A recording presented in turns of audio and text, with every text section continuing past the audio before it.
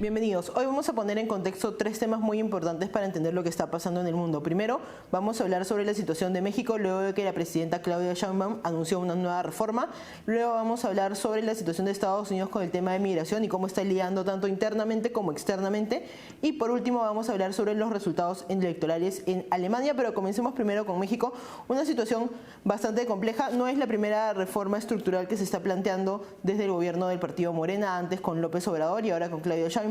Se habla de la posibilidad de reformar la Constitución para poder proteger la soberanía de ese país respecto a injerencias externas, específicamente en el contexto en el que los Estados Unidos está aumentando la presión a México con el tema de los cárteles de drogas y con el tema de la inmigración. Este es un tema importante, pero no es la única reforma que ha planteado Claudia Sheinbaum. También ya se está poniendo en práctica una reforma anterior, que es la reforma de los jueces, en la que los mexicanos van a poder escoger a través de una votación quiénes van a ser jueces en ese país.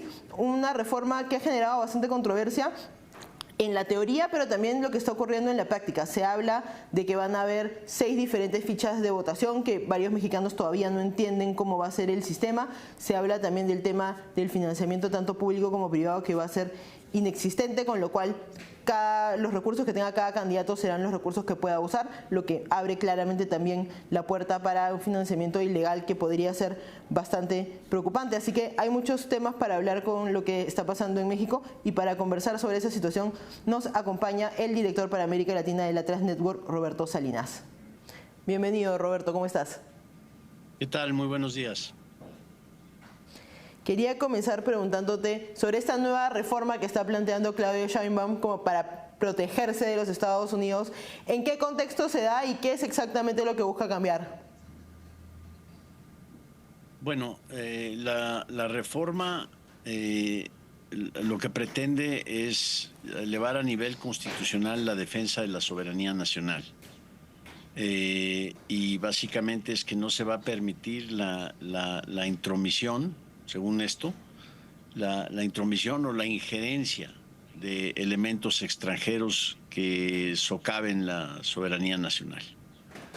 Pero vaya, si a punta de decretos pudiéramos cambiar la realidad, pues vaya, estaríamos en otro escenario, ¿cierto? Si decretamos que mañana a nivel constitucional, como lo hicieron, se acaba el vapeo, o no se pueden elevar los precios de la gasolina, o debe haber vivienda digna, educación básica digna y salud para todos, a nivel constitucional, pues la verdad es que después de eso hay que aterrizarlo, ¿cierto? Entonces, nosotros vemos esto más como un amague para salvar algo de dignidad ante los hechos, y los hechos son de que México pues realmente ha hecho un esfuerzo importante por apaciguar las amenazas arancelarias de Donald Trump. Lo vemos esto último con algo histórico, con la extradición de 29 sujetos ligados al crimen organizado que han llegado a los Estados Unidos, incluyendo el presunto asesino de Kiki Camarena, el agente de la DEA, en 1985, Caro Quintero, así como 2 miembros notorios del grupo Los Zetas, que han sido extraditados. Los Zetas fueron los que institucionalizaron o consolidaron esa horrorosa reputación del crimen organizado mexicano como pues, uno de los más violentos, si no es que el más violento del mundo, con decapitaciones y desmembrando cuerpos y cosas por el estilo.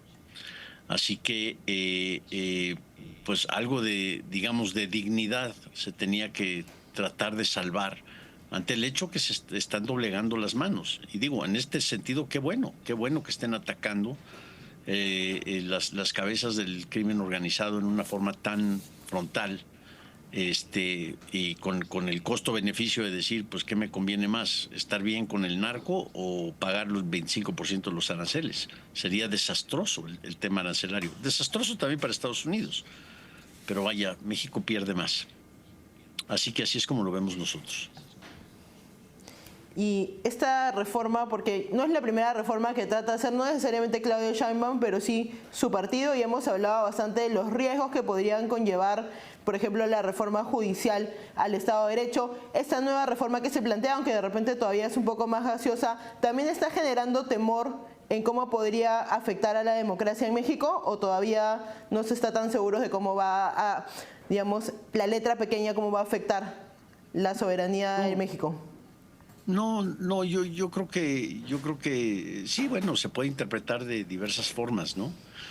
Cualquier cosa que según el gobierno atente contra la soberanía es sujeto a penalización. A mí me preocupa muchísimo más la reforma judicial en marcha, en donde pues las encuestas hoy enseñan que del 80 al 90% no va a salir a votar. Yo ciertamente no va a salir a votar. Primero porque no le entiendo, y segundo porque se me hace una absoluta vacilada y un gran retroceso en los avances que se habían hecho, que ha hecho México en materia institucional en los últimos años. Así que no sabemos en qué va a quedar eso. Y ciertamente va a ser un factor de influencia en lo que algunos han interpretado, que estos amagues de Donald Trump, que si los aranceles el 4 de marzo o el 2 de abril, o que si van a ser 25% o solo a rajatabla o solo a grupos solo a productos selectos o productos que tengan algún origen chino, etcétera, etcétera. Todos estos amagues y todo este juego, esta teoría de juegos que de repente ha surgido, un comentarista aquí en México dijo, me pareció de una forma muy inteligente, es que Trump está posicionándose para una renegociación en el 2026 del TMEC de acuerdo a términos mucho más favorables para los Estados Unidos. Y eso bien puede ser. Y ahí seguramente va a entrar el tema de la reforma judicial, porque el gran temor de la reforma judicial, sí, es que pues el crimen organizado pueda poner a diestra y siniestra a los jueces que quiera. Y estamos ahora sí completamente desamparados ante, primero, lo que quiera hacer el gobierno, y el partido en turno, y segundo, o sea, el gobierno dominado por Morena, y ahora jueces por Morena que pueden avalar cualquier salvajada, o vamos a estar a la merced de lo que diga el crimen organizado. Puede llegar el crimen organizado, tomar predios o hacer extorsiones y demás. ¿Y qué defensa tenemos si los jueces van a votar a favor de las sentencias que le convengan al crimen organizado? Así que es de gran preocupación esta reforma judicial. No sorprende, por cierto, el colapso de la inversión extranjera directa en el último trimestre del 2024. Es la cifra más baja que se ha visto desde 1985. O sea, verdaderamente es algo dramático la caída en los últimos 5 años de la inversión extranjera directa. Claudia Sheinbaum presume que cifras récord en inversión extranjera, pero pues más del 95% de eso, 98% de eso es reinversión de utilidades, de plantas que ya están operando y ya estaban operando desde hace mucho. Pero no, inversión extranjera es raquítica, y hay cancelación ya de varios proyectos, ¿no? Incluyendo la susodicha planta Tesla en Monterrey. Quería preguntarte sobre esta reforma judicial, porque hemos conversado en varias oportunidades sobre los peligros que podría traer, pero ya que hay más detalles sobre el detalle de cómo va a ser la elección de jueces, he leído que no se permite, por ejemplo, financiamiento privado ni público, que los candidatos solo pueden usar dinero propio, lo que abre también puertas a qué tan fiscalizable es esa situación. ¿Quiénes crees que son los grandes beneficiados de esta reforma y qué piensas que va a pasar en este proceso electoral, que va a ser bastante raro, porque entiendo que hay como 6 boletas diferentes para votar, entonces para el ciudadano también es un reto importante? Así es, parece ser un ejercicio en mecánica cuántica el episodio para votación. Entonces, pues vaya, el ciudadano cotidiano va a ir, y el que pues, le guste Morena va a poner Morena ahí, independientemente de lo que piense de los jueces o demás. O sea, realmente para el tema de las campañas. Entonces, ¿quién es el más beneficiado? Pues obviamente el partido Morena es el más beneficiado, porque va a poder poner a sus jueces y la fiscalización es interna. O sea, la fiscalización ahora está no de manos de un órgano independiente, sino del Ministerio de Gobernación, del Ministerio del Interior. Y bueno, pues ahí verdaderamente, repito, es una vacilada, es ser juez y parte. Entonces yo pongo y dispongo en la manera que mejor me convenga. Entonces ese es por uno el grupo más beneficiado. Y esto quiere decir que si, por ejemplo, después de las elecciones y que se designen los jueces, al gobierno en turno se le ocurre que va a expropiar todos los predios que valgan más allá de 10 millones de pesos, por decir, bueno, pues ¿cómo me defiendo? Ya no tengo la posibilidad de un amparo, ya no tengo la posibilidad de ir a una corte, ya no tengo la posibilidad de defender mis derechos de propiedad. Entonces yo veo, si de por sí ya el último ranking de México en materia, digamos, de derechos de propiedad o de calidad institucional ha bajado significativamente, ahora esto va a empeorar en una forma acelerada. ¿Y qué pasa con las inversiones? ¿Qué pasa con aquellas inversiones que supuestamente están sujetas a reglas del juego norteamericano? Ahora tenemos la amenaza arancelaria en el norte y la infame consolidación del segundo piso de la cuarta transformación aquí en México, apuntalada obviamente por la reforma judicial. Así que esos son los grandes peligros que vemos. Los grandes beneficiarios es el gobierno en turno, pero el segundo gran beneficiario va a ser el crimen organizado, porque ahí el crimen organizado le dice a su vecino: mira, o me representas o pagas las consecuencias tú y tu familia, ¿sí? Y cuando me representes vas a votar en la forma que yo te diga. ¿Ya? Se acabó la justicia. ¿Justicia para todos? No. Justicia para los privilegiados, para aquellos que están controlando el sistema de justicia. Entonces es un asunto muy preocupante.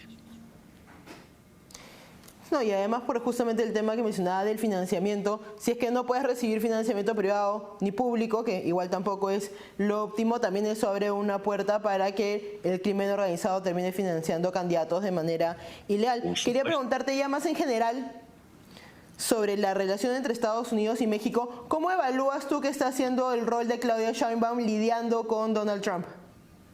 Yo creo que ha sido valiente, y yo creo que ahí sí me merece un reconocimiento de que ha encarado los retos en una forma en donde pues trata de salvar la cara con esta supuesta reforma de la soberanía nacional y demás, pero en los hechos está haciendo lo necesario para que pueda prevalecer y pueda permanecer el libre flujo de mercancías en América del Norte.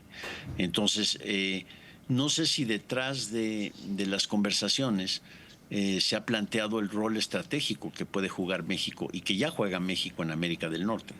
Es decir, le gusta al señor Trump o no, México es una parte fundamental de América del Norte y de la economía estadounidense. Hay varias arterias económicas de cadenas de suministro que ya están profundamente integradas y que un arancel a rajatabla así, pues simplemente despedazaría esas cadenas de suministro en una forma, yo creo que incluso más disruptiva de lo que lo hizo la pandemia cuando se nos vino encima.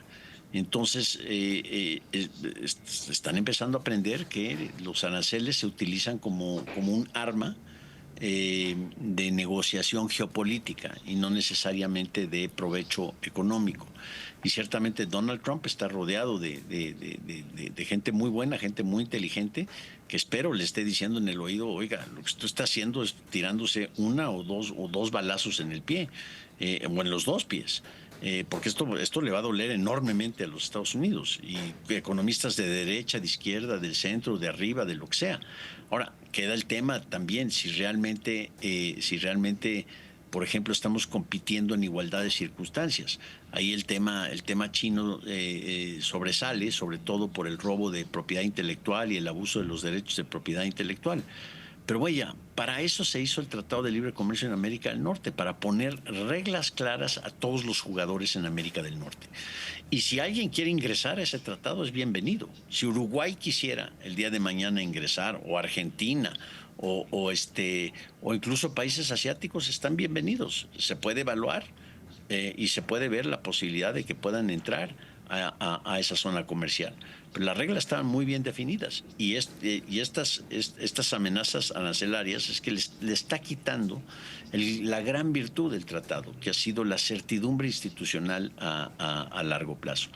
Yo creo que esto lo tiene claro Claudia Sheinbaum y creo por lo pronto de que los esfuerzos con estas extradiciones, con el tema del fentanilo no se va a poder solucionar en 30 días. Además, el tema de fentanilo pues son dos partes. ¿Quiénes son los consumidores? Porque hay tanto, mientras haya la enorme demanda que existe por productos de droga, pues no se puede acusar a aquellos que están suministrando esos productos. Además, un tema muy importante que nunca se toca es que la ganancia está en el último punto de venta, ¿sí? Aquí se les acusa a los que distribuyen el menudeo. ¿Y quién controla el mayoreo? El mayoreo se controla. Perdón, ¿quién controla ¿quién controla el menudeo? El mayoreo lo están se controla en México, ¿sí? Pero el último punto de venta pues son los minicárteles que están en las ciudades de Nueva York, en Phoenix, en Miami, etcétera. Eso es un problema de ambos y se tiene que atacar en ambos lados. No puede simplemente ser, pues ya no me mandes fentanilo, pues ya deja de demandarlo. Porque de por sí el fentanilo, el tráfico de fentanilo, el tráfico de estupefacientes, es un tráfico ilegal hoy en día. Así que es algo en donde ambas partes tienen que jugar un papel.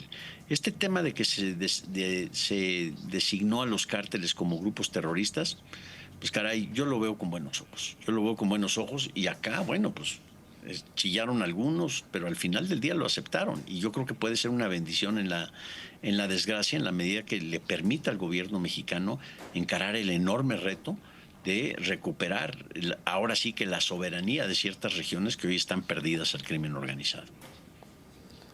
Y ya para terminar quería hacerte una pregunta tal vez un poco más general sobre el gobierno de Claudia Sheinbaum, porque ya lleva algunos meses en el poder. ¿Tú crees que está cumpliendo las expectativas, sean buenas o malas, que se tenían antes de su elección? Pues te voy a dar una respuesta muy mexicana, que es sí, pero no. Es decir, algunos pues estaban muy contentos que iba a consolidar el segundo piso de la Cuarta Transformación. Sigue hablando sobre López Obrador como si fuese el presidente. Cada vez en su mañanera menciona el presidente López Obrador, el mejor presidente de la historia, etcétera, etcétera, etcétera. Para aquellos que pensábamos que era importante y que se iba a dar, creo que lo comentamos en algún momento, una vuelta en U en varias de sus políticas, pues ha sido decepcionante que no se ha dado esa vuelta en U. Y decepcionante, pues no porque nos caiga bien o nos caiga mal López Obrador o lo que hizo, es simplemente porque es lo que México requiere para poder crecer. Hoy en día ya se revisaron las estimaciones de crecimiento y si acaso vamos a crecer, pues, o sea, si llegamos al 0.5%, el 0.2%, es que nos fue bien, si no es que caemos en números rojos. Cuando nuestro vecino del norte está creciendo al 2,5%, pues eso verdaderamente apunta a que la política económica, los errores, los elefantes blancos y todo lo que hablamos durante el sexenio de López Obrador, pues está empezando a alcanzar, la realidad la está empezando a alcanzar. Por otro lado, hay aquellos dentro de Morena, y si vemos sus encuestas, la verdad es que su popularidad sorprende. Tiene casi 70% de aprobación la señora. Entonces eso es impresionante. Muchos de estos son los famosos coattails de López Obrador y ha sabido jugar bien ese tema. Pero vaya, todavía mantenemos la esperanza que este año empecemos a ver indicios de que hay una vuelta en U o que hay un cambio significativo en el rol de la política económica. Yo creo que mucho dependerá de cuánto se puede liberar de los candados que el propio López Obrador puso, con su hijo como secretario técnico del partido y con toda la mafia política que tiene controlando el Senado, con el insoportable de Fernández Noroña y el mafioso de Adán Augusto y otras figuras que verdaderamente hasta da pena mencionarlas. Además, creo que en un contexto en el que se están tratando de hacer varias reformas, algo muy importante que hay que resaltar es lo que dijiste, ¿no? Que al final el hecho de poner en un papel una ley no va a hacer que se cambie la realidad si es que no están las estructuras adecuadas para lograrlo, y eso creo que es una idea importante para terminar. Muchas gracias por acompañarnos, Roberto. Claro que sí, muchas gracias por tenerme de nueva cuenta. Vamos a una pausa y volvemos.